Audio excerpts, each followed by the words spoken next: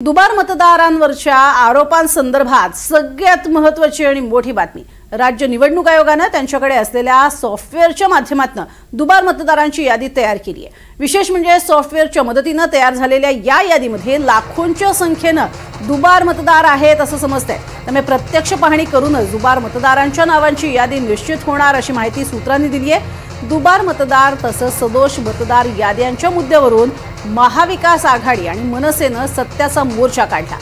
मतदार यादीतल्या दुबार मतदार ओळखण्याचं सॉफ्टवेअर केंद्रीय निवडणूक आयोग मुख्य निवडणूक अधिकारी कार्यालयाकडे सुद्धा आहे, मात्र तरीही दुबार मतदार न वगळता या याद्या राज्य निवडणूक आयोगाकडे सोपवल्या गेल्या असं समजतंय।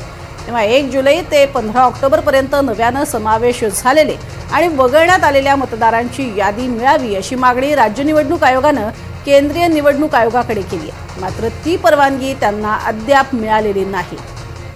आणि या संदर्भात अधिक माहिती घेणार आहोत राहुल कुलकर्णी यांच्याकडनं। राहुल, नेमकं काय आहे या मतदार याद्यांमध्ये दुबार नावांसंदर्भातलं गौडबंगाल? हे बघा, दैनिक सकाळ म्हणजे दीपक कदम यांनी ही बातमी प्रकाशित केली आणि त्याच्यात असं लक्षात येत आहे की निवडणूक आयोगाच्या विरोधामध्ये जे एक रान विरोधी पक्षांनी उठवलं होतं त्याच्यानंतर निवडणूक आयोगाला जाग आली आहे। कारण खुद्द देवेंद्र फडणवीस आणि नितीन गडकरी यांनी सुद्धा इलेक्शन कमिशनच्या यादीवरती आक्षेप घेतले होते, पण काही झालं नाही।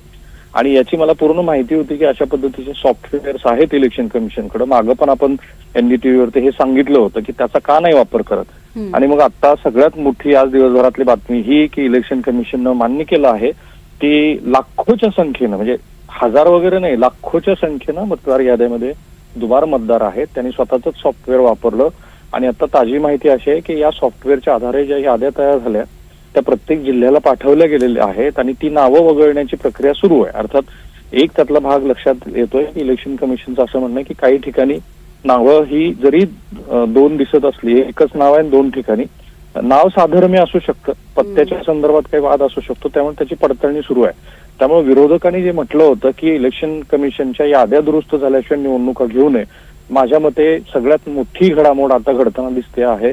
स्वतःचं सॉफ्टवेअर वापरून इलेक्शन कमिशनने त्या याद्या तयार केल्यात आणि आता त्या जिल्ह्याला पाठवलेल्या असल्यामुळं सी क्लीनअप मिशन जी होती मतदार याद्या दुरुस्तीची ती सुरू झालेली आहे। आणि एका अर्थाने राज ठाकरे आणि महाविकास आघाडीचे नेते जे सांगत होते तो मुद्दा आता खरा ठरताना दिसतो आहे। प्रज्ञा, नक्कीच तुर्तास धन्यवाद या संपूर्ण माहितीसाठी। तर आता सध्या पाहणी केली जाते दुबार मतदारांसंदर्भात।